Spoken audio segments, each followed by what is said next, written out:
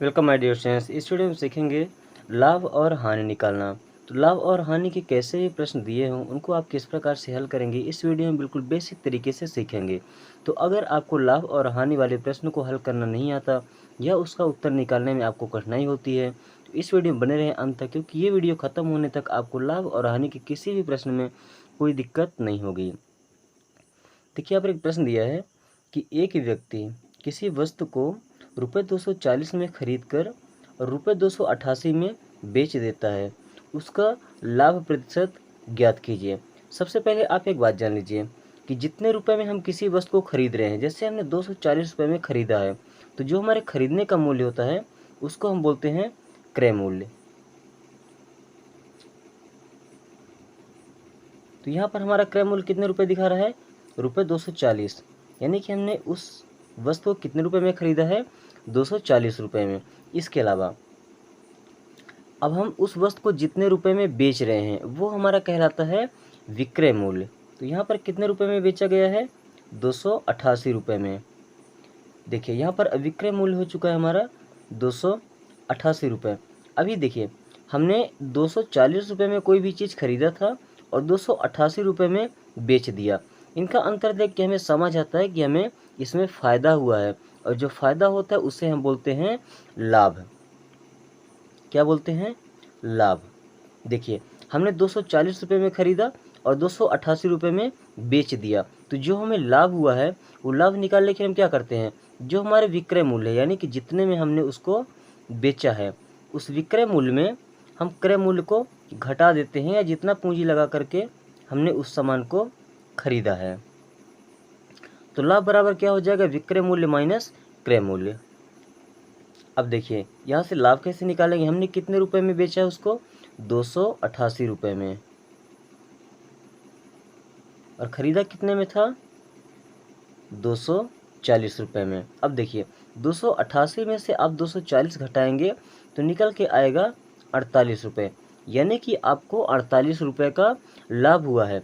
लेकिन इस प्रश्न में क्या बोला गया है कि उसका लाभ प्रतिशत ज्ञात कीजिए। ये लाभ हमें प्राप्त हुआ है रुपये में, यानी कि यहाँ से हमको क्या पता चला कि रुपये 48 रुपये का लाभ हुआ है हमने। जब हमने सामान को 240 रुपये में ख़रीद करके 288 में बेच दिया तो हमें 48 रुपये का लाभ हुआ। लेकिन अब हमको इसको चेंज करना है प्रतिशत में। तो देखिए, प्रतिशत में कैसे चेंज करेंगे? एक सूत्र आपको बता रहे हैं लाभ प्रतिशत का। अगर आपको लाभ प्रतिशत निकालना है तो आपको जितने का लाभ हुआ है वो लिखें ऊपर, और बटे में लिखे आपने जितने में उस सामान को खरीदा है, यानी कि क्रय मूल्य, और फिर इनको गुणा कर दीजिए 100 से, तो लाभ का प्रतिशत निकल के आ जाएगा। अब देखिए, यहाँ से क्या मिलता है हमें? लाभ, यानी कि लाभ फायदा हमें कितने रुपए का हुआ है? 48 रुपये का। तो आप यहाँ पर लिखें 48 और बटे में क्रय मूल्य, यानी कि जितने में आपने उस सामान को खरीदा है। कितने में खरीदा है? 240 रुपये में। तो ये बटे में हो गया 240। अब गुणा करना इसको 100 से। देखिए, एक जीरो से एक जीरो ये कट जाएगा, ठीक है। अभी ये ऊपर 48 लिखा है और नीचे 24 लिखा है, यानी कि 24 दूना 48। ऊपर में क्या हो गया? 2। अब बटे में बचा है 1, यानी कि आपका यहाँ पर क्या बचा है? 2 गुणे 10 यानी कि 20, और बटे में 1 का कोई मतलब नहीं होता, यानी कि 20% का आपको लाभ हुआ है। अभी अगर इस क्वेश्चन को आप डायरेक्टली हल करना चाहते थे या इतना लंबा फार्मूला नहीं लगाना है, कोई कंपटीशन का एग्जाम दे रहे हैं, तो देखिए डायरेक्टली आप कैसे हल करेंगे। आप यहाँ पर से देखिए कि आपने वस्तु कितने में ख़रीदा था? 240 रुपये में, तो उसको आप लिखिए यहाँ, ठीक है। अब बटे के ऊपर में अगर लाभ हुआ है तो वो रेट ज़्यादा होगा। अब जितना ज़्यादा है 288 में से 240 आप घटा लीजिए, कितना निकल के आएगा? 48, और सीधे मल्टीप्लाई कर दीजिए 100 से। एक जीरो से एक जीरो कैंसिल, 24 दूना 48 और 2 दाहम 20, यानी कि यहाँ से आप डायरेक्टली निकाल सकते हैं कि आपको 20% का लाभ हुआ है। इस प्रकार से आप कंपटीशन के एग्जाम में सॉल्व करेंगे। लेकिन अगर आप छोटी कक्षाओं में पढ़ रहे हैं और परीक्षा में ऐसा सवाल पूछा जाता है तो आपको इस प्रकार से उस सवाल को हल करना है। अब ये हो गया हमारा लाभ का प्रश्न। अब इसी प्रकार से चलिए हम देखते हैं कि हानि वाले प्रश्नों को कैसे हल करते हैं। देखिए, हमने यहाँ पर एक प्रश्न लिया है कि एक रेडियो 980 रुपये में ख़रीदा जाता है तथा 931 रुपये में बेचा जाता है। इस पर हानि प्रतिशत ज्ञात कीजिए।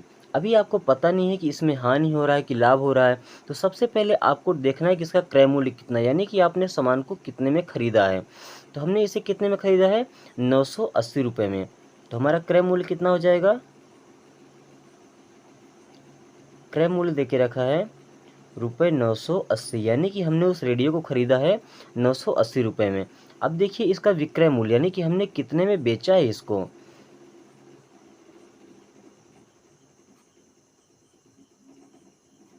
तो इस क्वेश्चन में विक्रय मूल्य दिया गया है रुपये 931।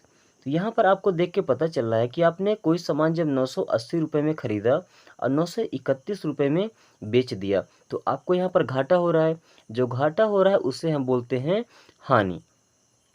अब हानि निकालने के लिए क्या करना है, जो जितने में हमने खरीदा था, कितने में खरीदा था, जो हमारा क्रय मूल्य है, यानी कि जितने में हमने उस वस्तु को खरीदा है उसमें से माइनस कर देंगे विक्रय मूल्य को, तो हमारा हानि निकल करके आ जाएगा और पता चल जाएगा कितने रुपए की हानि हुई है। क्रय मूल्य हमारा कितना है, 980 रुपये। इसमें से माइनस करना है विक्रय मूल्य 931 रुपये। चलिए अब आप 980 रुपये में 931 को घटा लीजिए, तो ये 0 10 हो जाएगा और 10 में से 1 माइनस करेंगे तो आएगा 9। अभी ये बचा 7 और 7 में से 3 जाएगा तो कितना बचेगा, 4, और 9 से 9 गए तो 0, यानी कि 49 रुपये की आपको हानि हुई है। यानी कितने रुपए का हानि हुआ आपको, 49 रुपये का। आपने जब किसी वस्तु को 980 रुपये में खरीद करके और उसे 931 रुपये में बेच दिया तो आपको 49 रुपये की हानि हुई। इस क्वेश्चन में क्या पूछा है कि इस पर हानि प्रतिशत ज्ञात कीजिए। अभी यहाँ पर हमको हानि का प्रतिशत भी निकालना है। अब देखिए हानि प्रतिशत कैसे निकालेंगे। अगर हानि का प्रतिशत आपको निकालना है तो ऊपर में आपको लिखना है हानि और बटे में जो आपका क्रय मूल्य था, यानी कि जितने में आपने उस सामान को खरीदा था, और फिर मल्टीप्लाई कर देना है 100 से। चलिए तो अब हानि आपको कितने रुपए का हुआ, 49 रुपये का। कितने का हुआ है, 49 रुपये का। और बटे में क्रय मूल्य, यानी कितने में आपने उस सामान को खरीदा है, तो 980 रुपये में खरीदा है, तो बटे के नीचे हो जाएगा 980। अब इसको गुणा करना है 100 से। देखें एक शून्य से एक शून्य कट रहा है, ठीक है। अब देखें 49 का पहाड़ा पढ़ेंगे, 49 दूना 98, यानी कि 49 एकम 49, 49 दूनी 98। आपका यहाँ पर बच के क्या आ रहा है, 1/2 गुणे 10, यानी कि क्या हो जाएगा 10/2। और जब 10 को 2 से भाग करेंगे तो आ जाएगा 5, और ये हो जाएगा 5%। अगर आपको यहाँ पर समझ नहीं है तो एक बार फिर से ध्यान से देख लें, ये क्या लिखा है, 49 बटे में 980, गुणा किससे करना था, 100 से। एक शून्य से हमने एक शून्य काटा। अब देखिए ऊपर और नीचे की संख्या कट रही है, यानी कि 49 एकम 49 और 49 दूना 98। फिर 1/2 को मल्टीप्लाई कर देंगे 10 से तो निकल के आ जाएगा 5%, और ये हो जाएगा आपका हानि प्रतिशत। अगर आप कोई कंपटीशन का एग्जाम दे रहे हैं तो उसमें डायरेक्टली अगर आपको आंसर निकालना है तो आप इस प्रकार से निकालेंगे। देखिए अब यहाँ से पता चला हमें कि हानि प्रतिशत निकालना है, यानी कि जो हमारा क्रय मूल्य है वो तो हमेशा नीचे रहेगा, तो आप यहाँ पे क्रय मूल्य को रखें अपना नीचे। अब देखिए कि हानि कितने रुपए का हुआ है, तो जब आप 980 में 931 को माइनस करेंगे तो आपको पता चलेगा कि आपको 49 रुपये का हानि हुआ है। अगर आप डायरेक्टली नहीं घटा पाते हैं तो लिख करके घटा लेंगे कितने रुपए का हानि हुआ है। अब हानि लिख लिया और बटे में क्रय मूल्य लिख लिया। अब इसको सीधे 100 से मल्टीप्लाई कर देना है। जब भी प्रतिशत निकालना होता है तो उन संख्याओं को 100 से गुणा करते हैं। 0 से 0 कटा और 49 से 98 कटेगा तो 1/2 हो जाएगा। यहाँ पर बचा 1/2 और गुणे में 10, फिर से ये हो जाएगा 10/2। इसको काटेंगे तो ये हो जाएगा 5%। और इस प्रकार से आप किसी भी कंपटीशन के एग्जाम में कम समय में इस प्रश्न को हल कर सकते हैं।